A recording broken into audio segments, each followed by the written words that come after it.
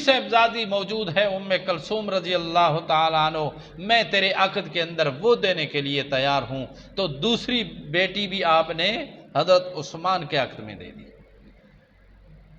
تو یوں امام الانبیاء حضرت محمد الرسول اللہ صلی اللہ علیہ وسلم کی دو صاحبزادیاں آپ کے عقد نکاح کے اندر آئیں، اور عربی میں بیٹی کو محبت اور پیار کی خاطر نور عین کہا جاتا ہے، آنکھوں کا نور۔ سبحان اللہ،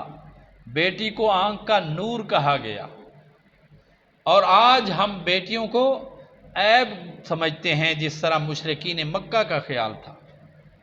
میرے بھائی اور دوستو، بیٹا اگر اللہ نے عطا فرمایا تو یہ رب کی نعمت ہے، اور بیٹی رب کی طرف سے رحمت ہے۔ بیٹی دینے والی ذات بھی اللہ رب ذوالجلال کی ہے، اور بیٹا دینے والا بھی وہی ہے۔ جو بھی اللہ عطا فرما دے، اللہ کی نعمت کو نعمت سمجھ کر قبول کر، اور رب کی رحمت کو رحمت سمجھ کر قبول کر۔ اس کے اوپر، تیرے چہرے کے اوپر تیوری نہیں آنی چاہیے،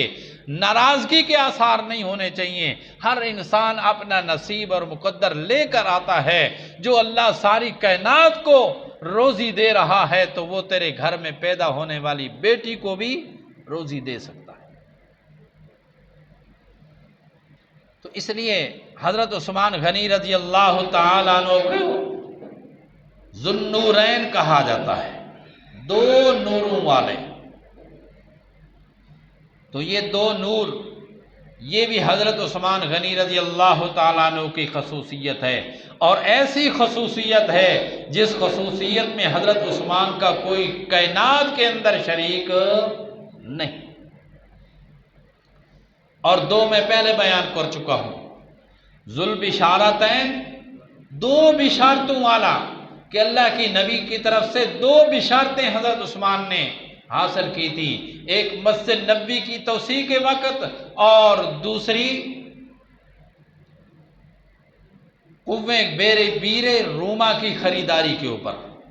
اور تیسری چیز، تیسری وصف آپ کی ذو الہجرتین، دو ہجرتوں والا، کہ آپ نے ہجرتیں بھی دو کی ہیں، یا تو حبشہ کی طرف دونوں ہجرتیں آپ نے کی ہیں، یا حبشہ کی ایک ہجرت شمار کرو تو دوسری ہجرت مدینہ منورہ والی ہے۔ تو ذو الہجرتین بھی ہیں، ذو البشارتین بھی ہیں، ذو النورین بھی ہیں، اور ایک چوتھی وصف آپ کی ہے ذو الشرکتین، دو شرکتوں والا، دو شراکتوں والا، یعنی دو ایسے مقام ہیں جن کے اندر حضرت عثمان غنی رضی اللہ تعالی عنہ وہاں شریک نہیں تھے،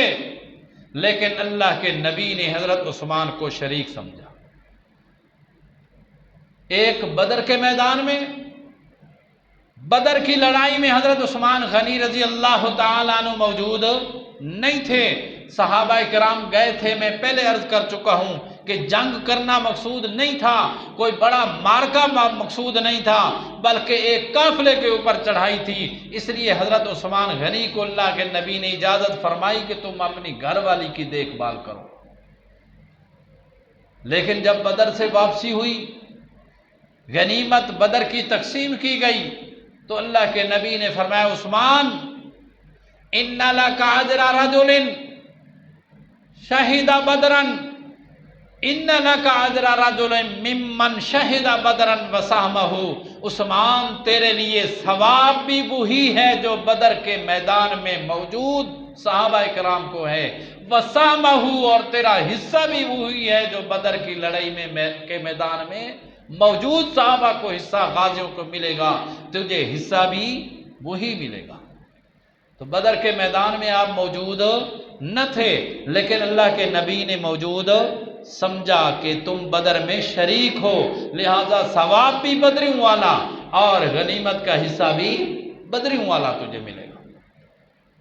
ایک یہاں اللہ کے نبی نے حضرت عثمان کو شریک نہ ہونے کے باوجود شریک سمجھا، اور دوسرا